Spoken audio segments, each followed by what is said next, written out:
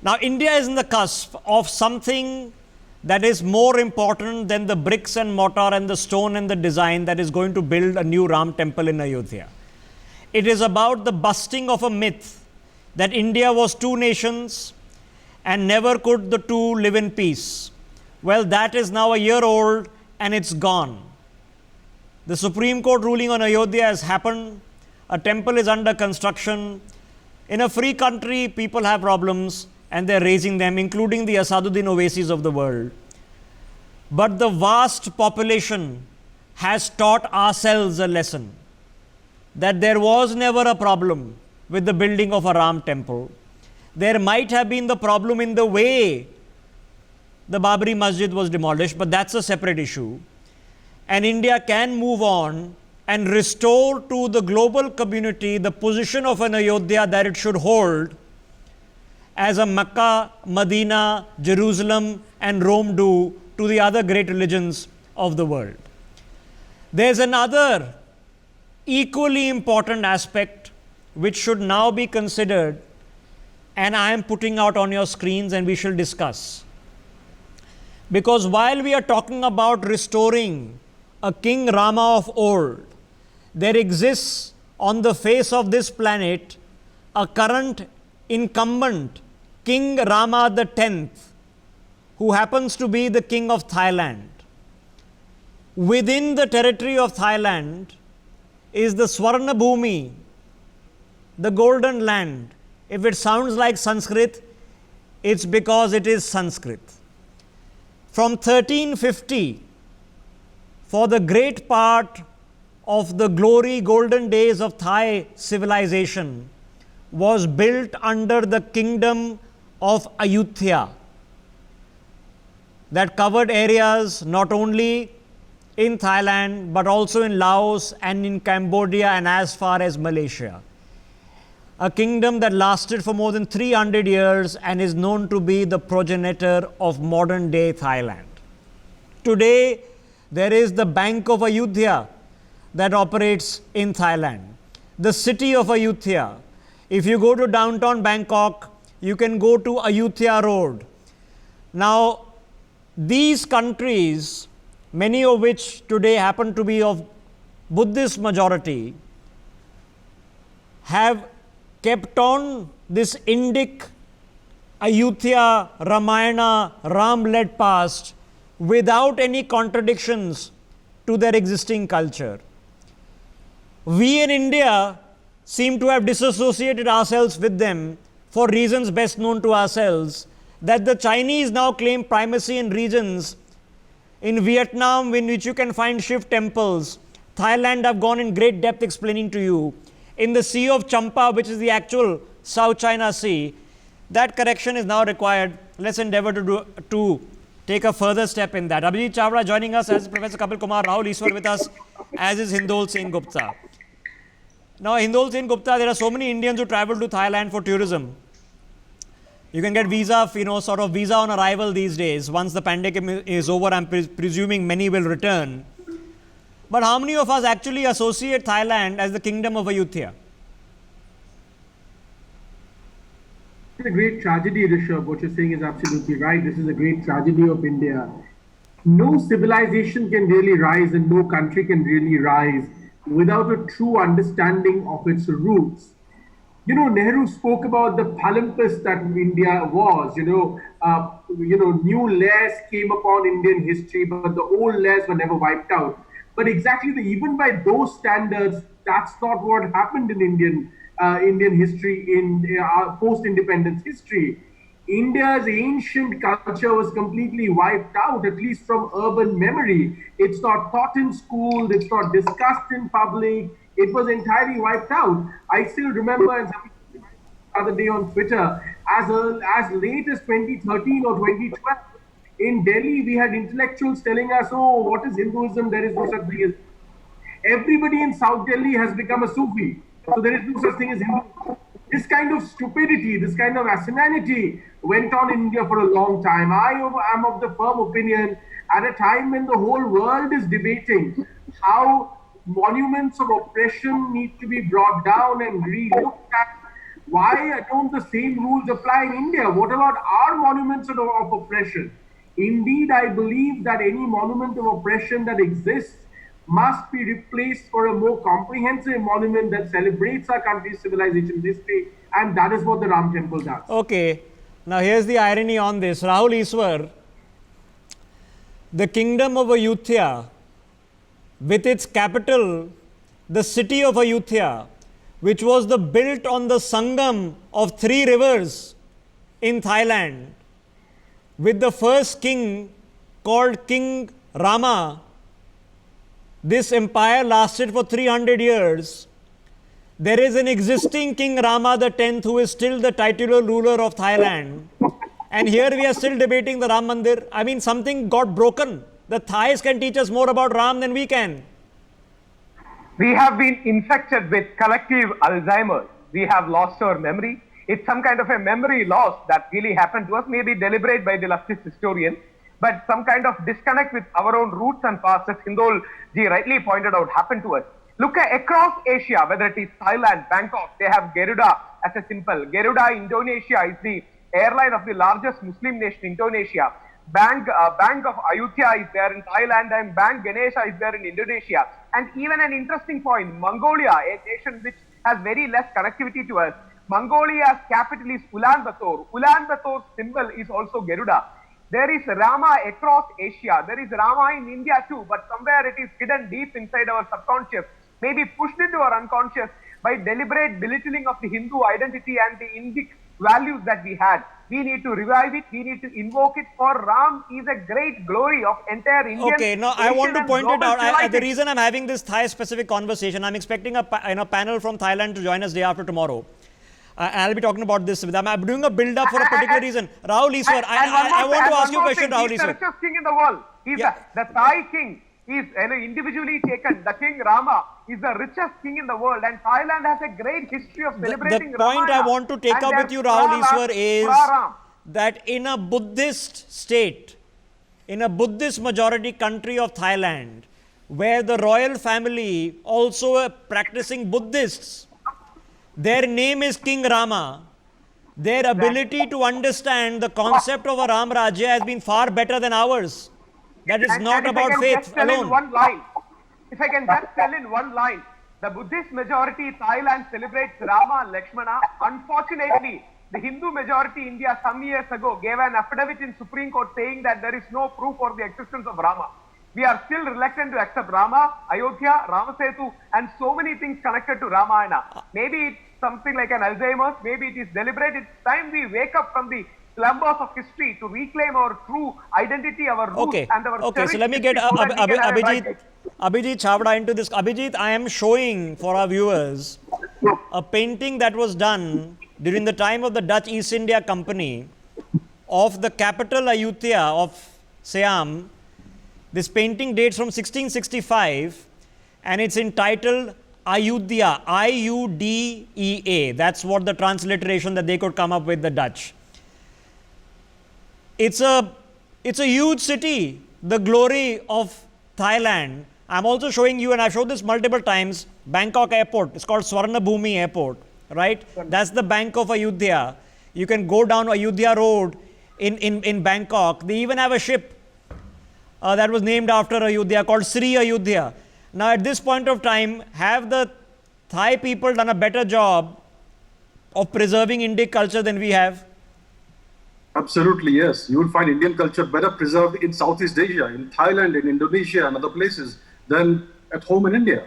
I mean, the city of Ayodhya, the kingdom of Ayodhya, was a homage to the ancient Indian kingdom of Ayodhya. And you will see that you will have depictions of the Ramayana and all that.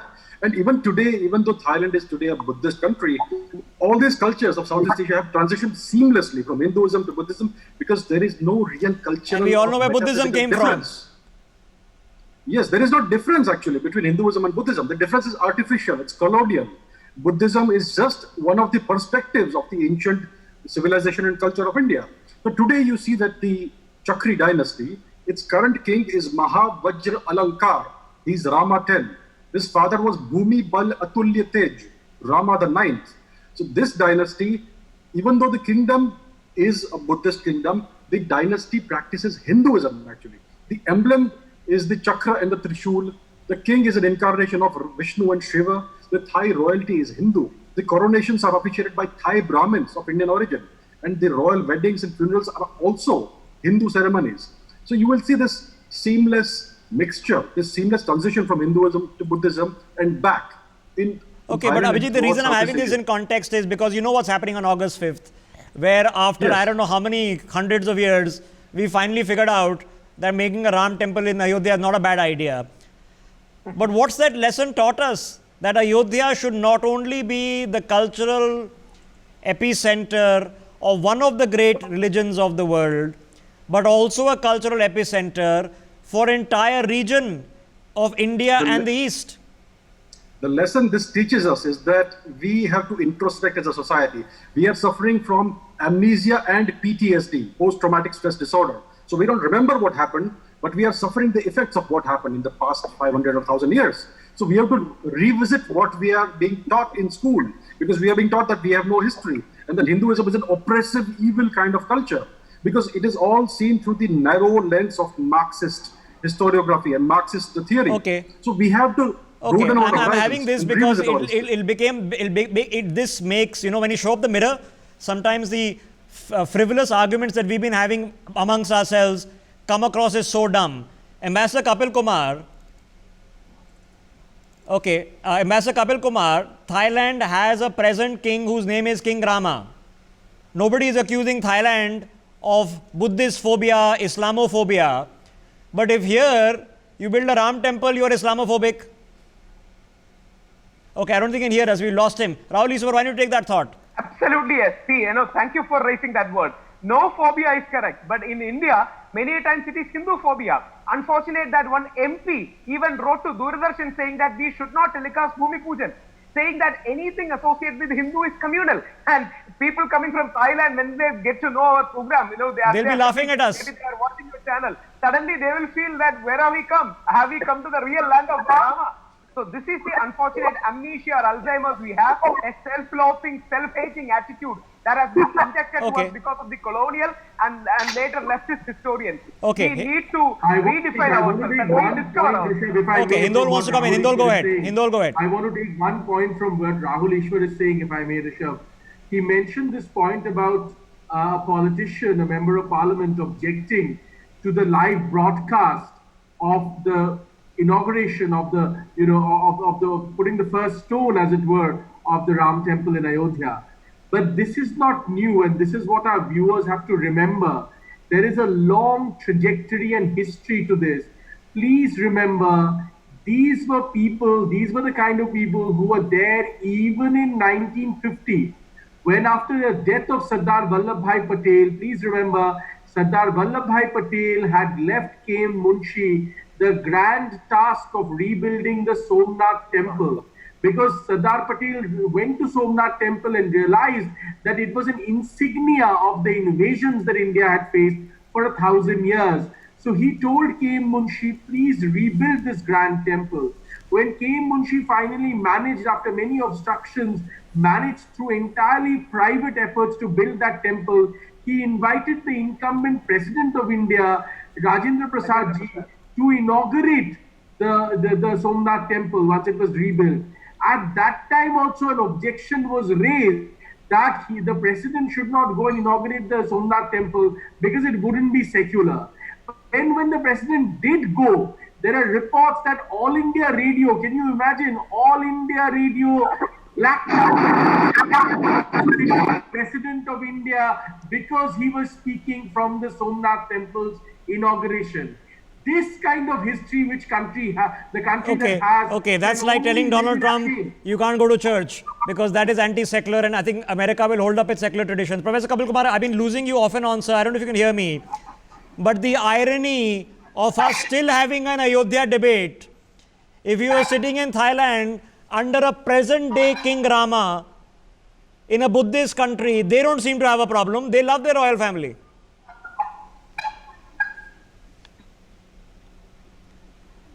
Okay, I don't think we'll be able to get that connection with Professor Kapil Kumar sorted out today. So I'm going to leave it at that. Abhijit Chawda, let me take it, the reason I'm having this conversation from the angularity that I'm choosing to have it, because the obscenity of the frivolous debates that we've had in this country.